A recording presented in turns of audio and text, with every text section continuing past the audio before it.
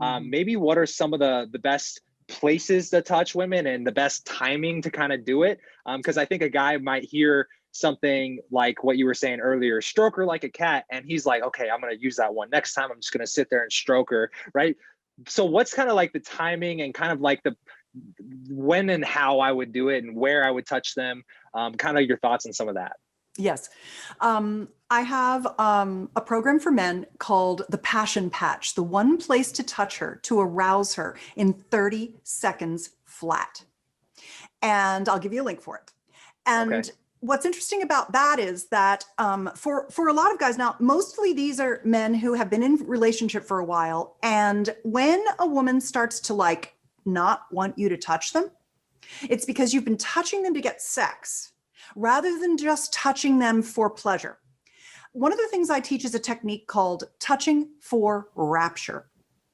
And what it really means is that for a lot of men, you're strategizing. You're trying to do the twist the knobs and poke the button. You're trying to touch for effect. You want to touch her to get her to feel something, to do something, to get her turned on.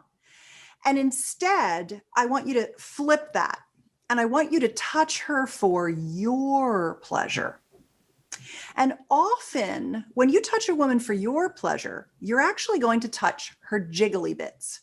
Those jiggly bits, breasts, hips, belly, butt, thighs, back of the arms. These are the areas where women hold what's called gynoid fat.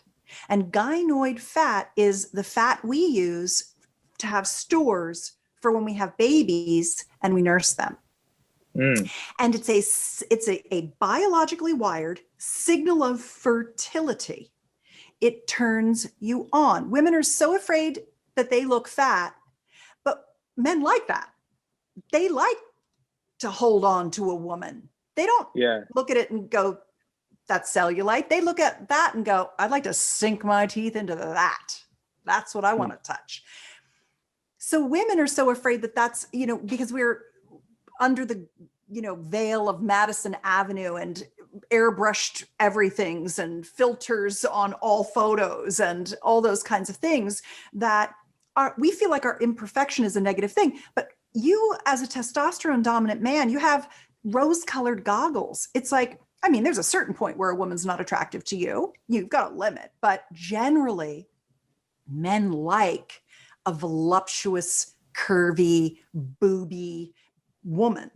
And of course, it's always the spectrum. So she doesn't know that. So when you start to touch her for your pleasure, when you just play with her body and just like, how would you touch her to get yourself turned on? You want to touch her for your pleasure because she can feel you feeling her. And she can tell the difference between when you're trying to touch her for effect to make her do something and when you're just being with her and taking the joy from touching her. So that's one piece. We already talked about the bullseye touch and working your way from the outside in. And then so it's kind of like getting out of your own head and just kind of giving into your primal urges that allows you to connect deeper with her through that physical touch is what I'm gathering, right?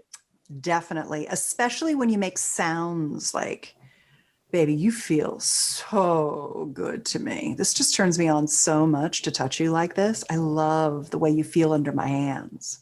Like that is nice for us. And then you have to think about, where does this woman like to be touched? Because some women like tickly, light, scratchy things, and some women like more hard-handed pressure. And so there's that piece of it, like, is it spongy and springy or is it delicate and tickly? Women like a different kind of touch. You can discover that pretty easily. But then there are certain areas that also create a natural magnetic turn on to you. Here are some examples. Touching the lower part of her back when you get the door for her as she goes through is like, I'm guiding you.